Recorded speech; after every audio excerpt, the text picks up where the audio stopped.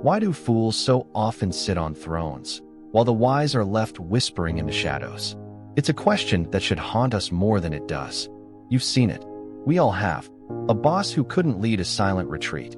A politician whose confidence far outweighs their competence. A loud, blustering figure who rises, while someone quieter, sharper, more capable is ignored.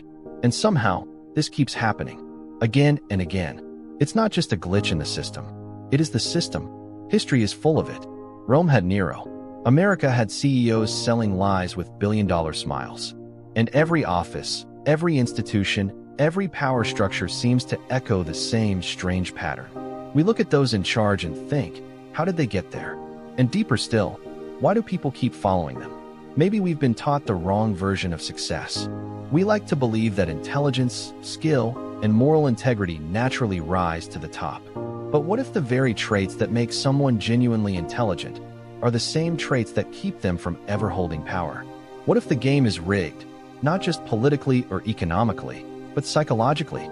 This is where we must turn to someone many fear to understand, Niccolò Machiavelli. He didn't write about how power should work in an ideal world. He wrote about how it does work in the brutal, real one.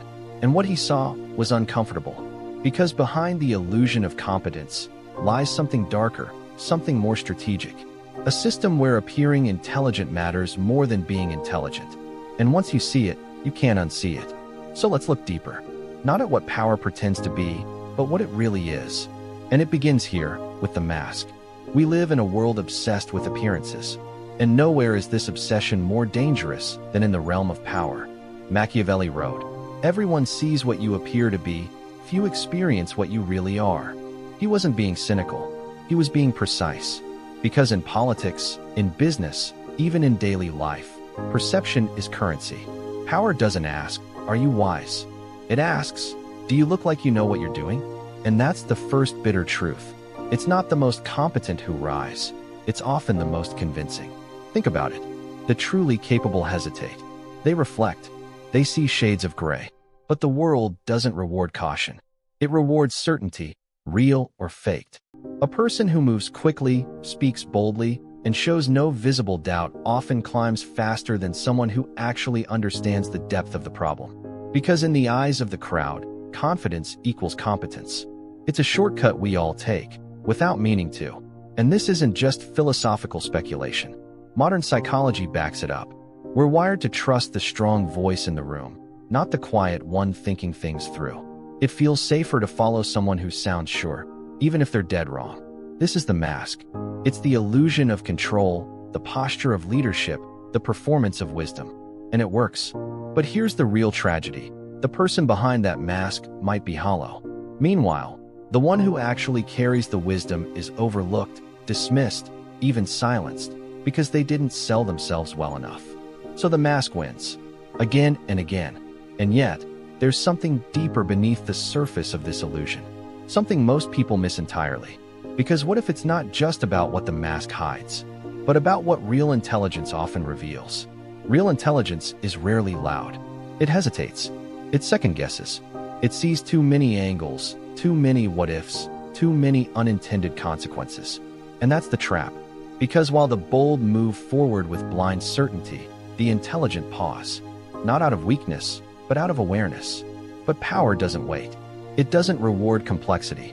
It rewards simplicity, decisiveness, and speed, qualities that often run counter to genuine wisdom. Think about someone you've known who's deeply intelligent. They probably spoke carefully, questioned themselves, even doubted their own ideas. They were slow to claim authority. They saw the limits of their knowledge. But to a world addicted to certainty, that looks like weakness. Machiavelli understood this. He saw that intelligence carries burdens, ethical reflection, self-awareness, and the curse of nuance. These qualities, while noble, slow you down in the ruthless game of power. And history punishes slowness.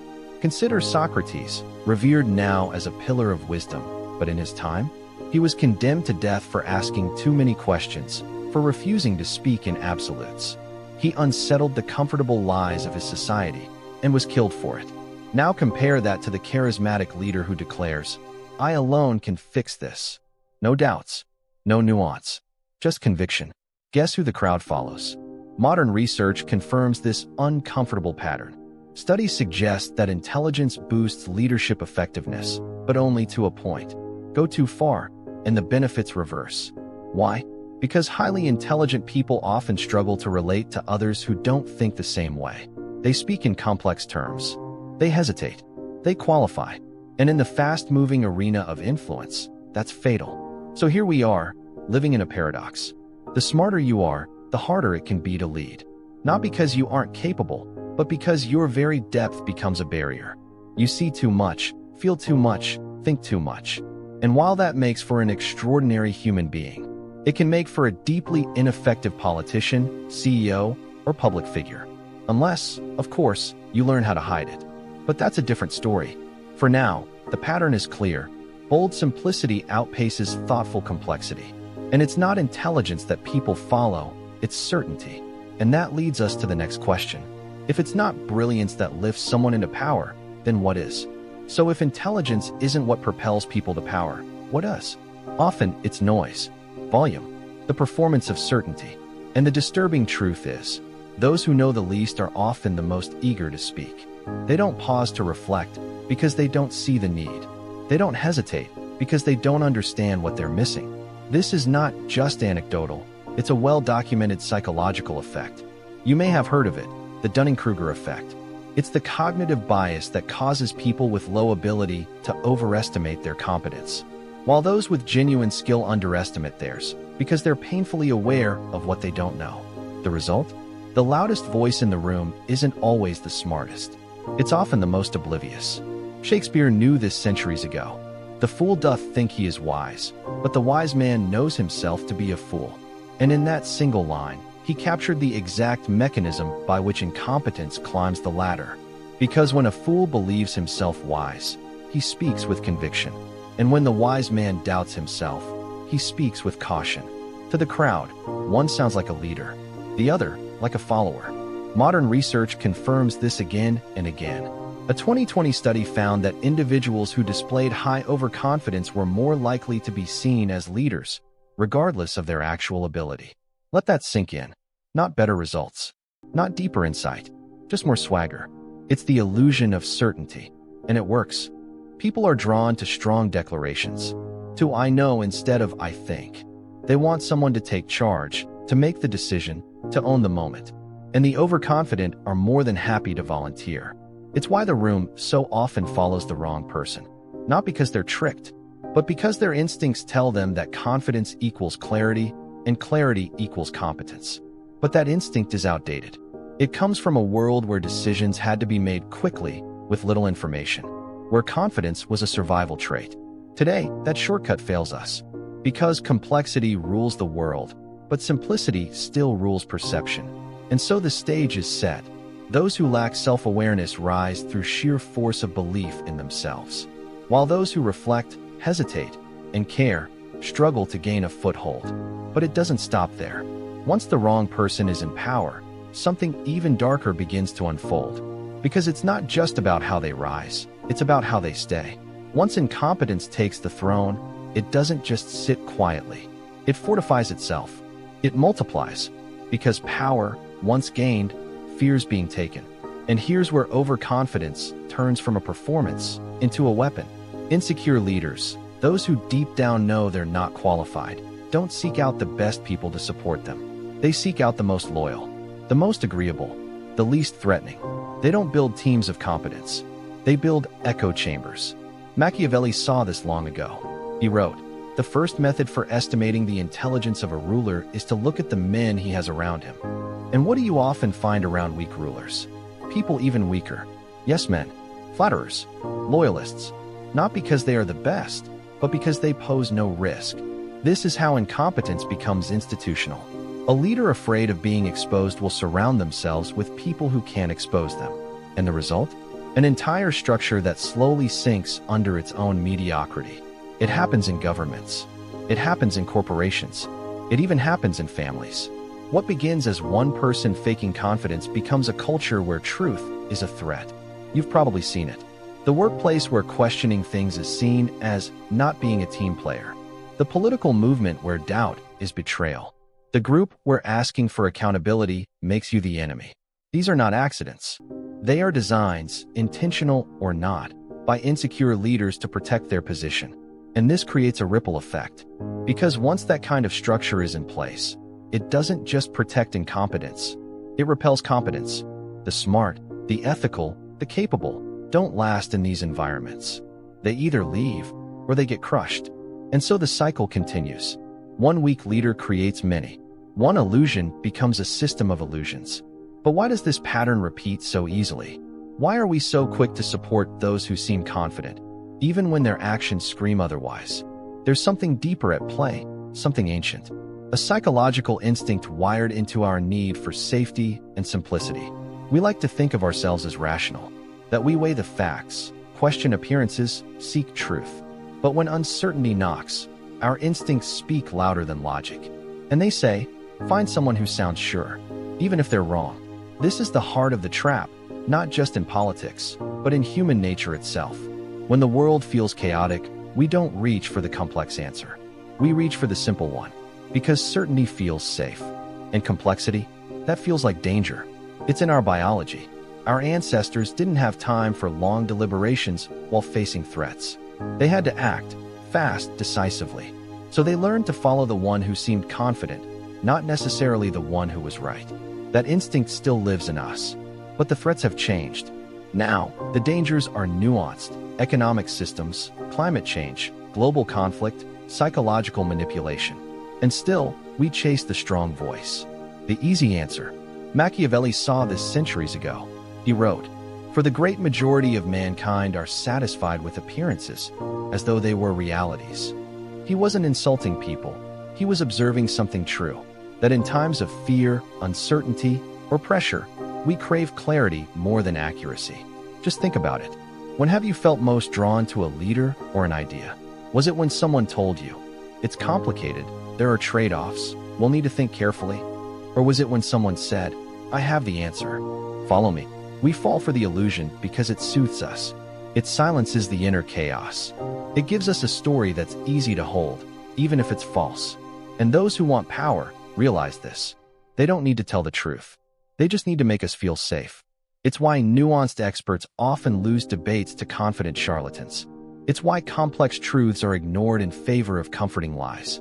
And it's why incompetent leaders who project certainty can not only rise, but stay. Because they offer us something more tempting than truth, relief. But that relief comes at a cost. Because once we surrender our thinking for comfort, we become easy to control. And that's when manipulation begins. Not just with words, but with our very sense of what's real. It's a bitter truth. In a world where power rewards boldness, deception, and certainty, morality can be a weakness. Not because it's wrong to care, but because caring slows you down in a race where the finish line favors the ruthless. Machiavelli didn't shy away from this. In one of his most infamous lines, he wrote, "A prince must learn how not to be good." That wasn't a call to evil. It was a warning. If you insist on playing by the rules in a game where others don't, you will lose. And this is the curse of the intelligent, ethical person. They don't just think more, they feel more. They carry the weight of conscience. They consider impact. They hesitate before stepping on others. But power often demands the opposite. The ruthless can lie without guilt. They can make promises they never intend to keep. They can smear opponents, exploit fears, and weaponize emotion, because they're not burdened by the question, is this right? Meanwhile, the ethical leader is still wrestling with complexity, still trying to find the high road, still hoping that integrity will speak for itself. But integrity doesn't shout, it whispers. And in a world of screaming ambition, whispers get drowned out. History proves it again and again. Cicero, the brilliant orator and moralist, was silenced by Caesar, who crossed every line and still claimed victory. Modern politics is filled with candidates who tried to lead with ethics, only to be steamrolled by opponents willing to say anything, promise everything, and burn whatever stood in their way. Even in organizations, the pattern holds. Studies show that traits associated with psychopathy, lack of empathy, strategic charm, are often linked to rapid advancement. The ethical are slower, more cautious. And in a system that mistakes speed for strength, that caution becomes a curse. It's what game theorists call a race to the bottom. Once one person cheats, everyone feels pressure to cheat or lose. So the game gets dirtier, and the players with conscience start disappearing. But that doesn't mean all hope is lost. Because if power corrupts when left unchecked, then maybe the key isn't to abandon morality, but to redesign the game itself. Bad leaders don't just happen. They grow, like weeds in the cracks of a broken system. Because if we want to understand why incompetence rises, we have to look deeper than personality. We have to look at environment. Machiavelli knew this. He saw that power isn't just about individuals. It's about the conditions that shape them. And some environments, whether by accident or design, reward the loud, the ruthless, the hollow, like soil that favors weeds over wheat. So what makes an environment ripe for incompetence? First, weak or distorted feedback. In fields where failure is immediate and obvious, like surgery or engineering, there's little room for incompetence to hide. If you're bad at your job, people get hurt. You're exposed, removed. But in politics, bureaucracy, or corporate hierarchies, failure is often delayed, obscured, or blamed on someone else.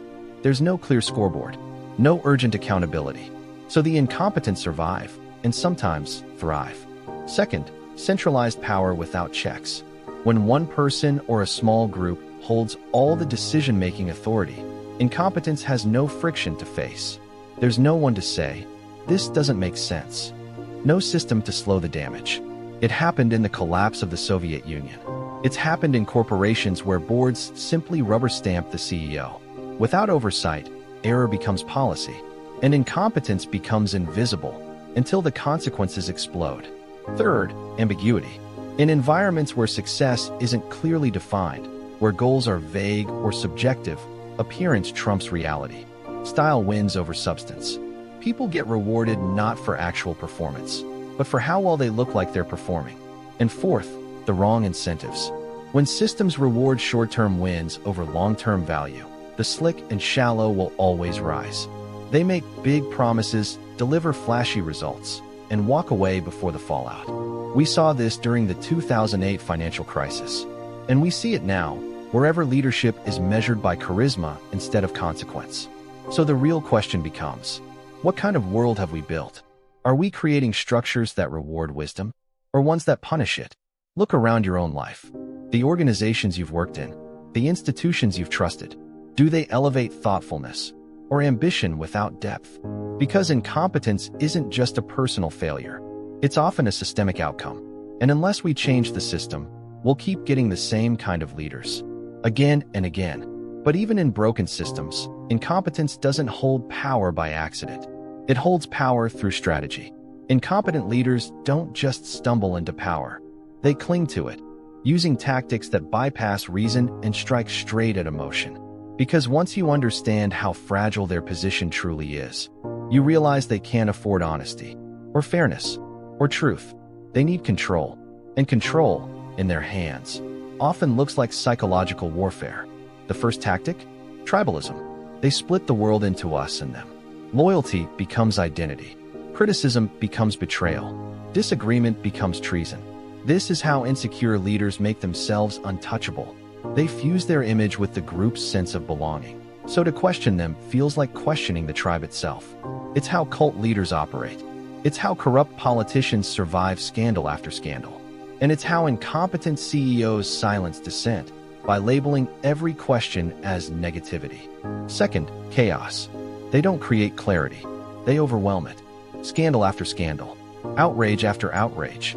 So much noise, so much confusion, that the public stops trying to keep up. This isn't incompetence, it's strategy. Because when you're drowning in chaos, you don't analyze, you react.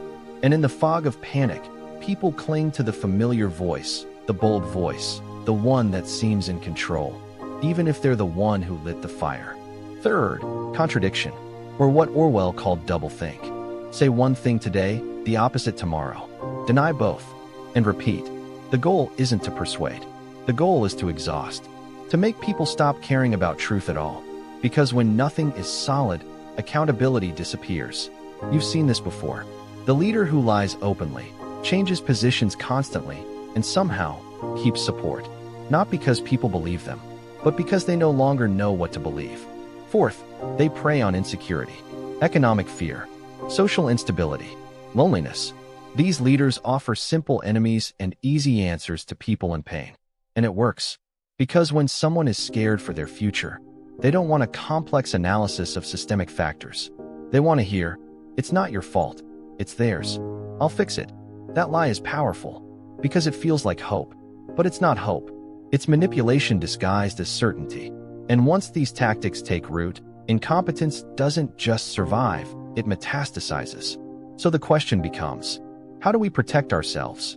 If systems can be bent and our minds can be swayed, what defenses do we have left? When the world is flooded with noise, distortion, and performance, the only place left to reclaim truth is within yourself. Power structures may be flawed, leaders may deceive, but your mind, that is the final frontier.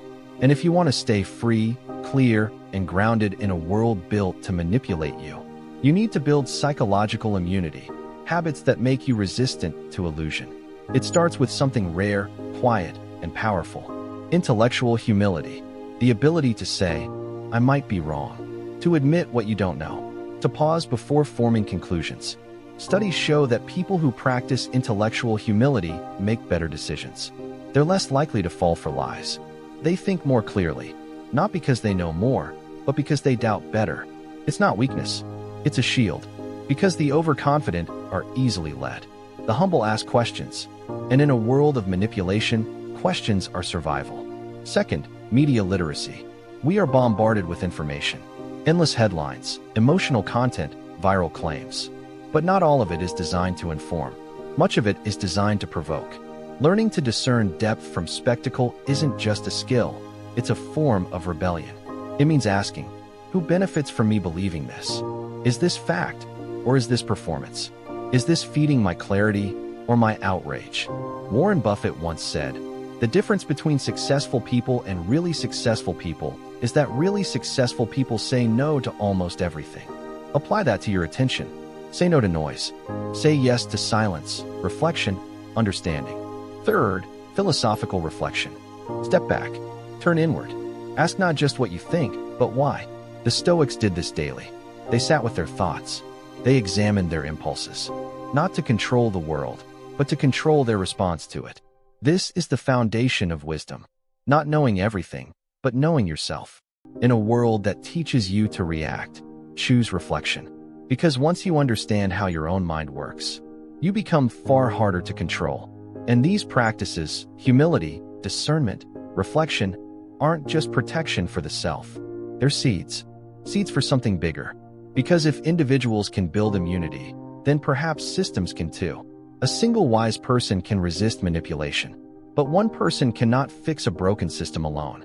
If we want a world where competence rises and deception fails, we need more than good intentions.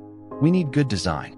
Because just like a well-built dam holds back floodwaters, a well-structured institution can hold back incompetence before it takes root. So how do we build systems that reward truth over illusion? First, accountability. Every structure of power must be answerable to something beyond itself. Whether it's a board of directors, an independent press, or a transparent review process, there must be consequences when leaders fail. Not in 5 years. Not when the damage is irreversible. But now, clearly, publicly, and fairly. When Boeing ignored engineer concerns to rush profits, planes fell from the sky. It wasn't a failure of talent. It was a failure of accountability. A system that protected status over safety. But when accountability is built in, when feedback is immediate and honest, incompetence can't hide for long. Second, cognitive diversity. The best teams are not made of people who think the same. They're made of people who see from different angles, who challenge assumptions, spot blind spots, and ask the uncomfortable questions. Studies show that diverse teams don't just feel good, they perform better. They make fewer errors. They resist groupthink. And they make it harder for a single manipulative voice to dominate the room. Because in a room full of mirrors, you see only yourself. In a room full of windows, you see the world. Third, transparency.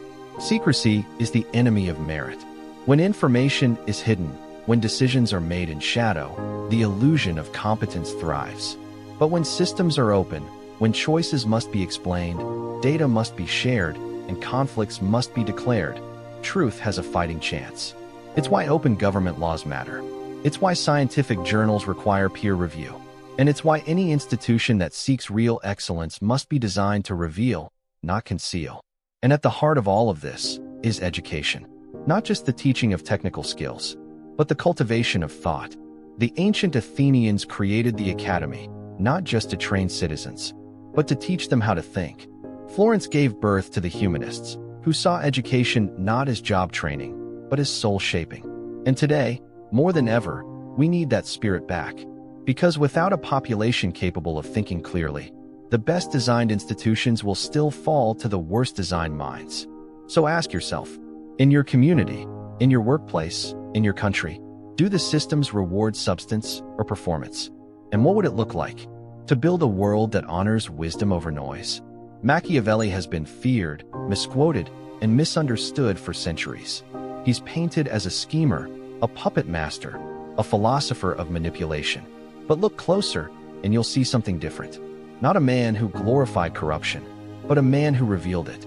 He wasn't endorsing deception. He was exposing how deception wins in a world that rewards image over essence.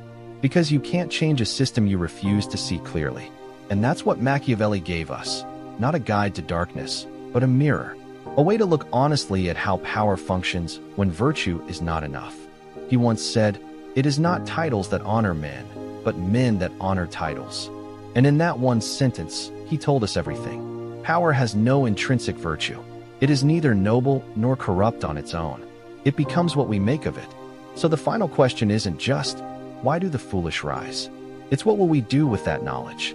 Because once you understand how power plays against your psychology, you can stop being a pawn. Once you see how systems elevate performance over principle, you can start reshaping them, bit by bit, piece by piece.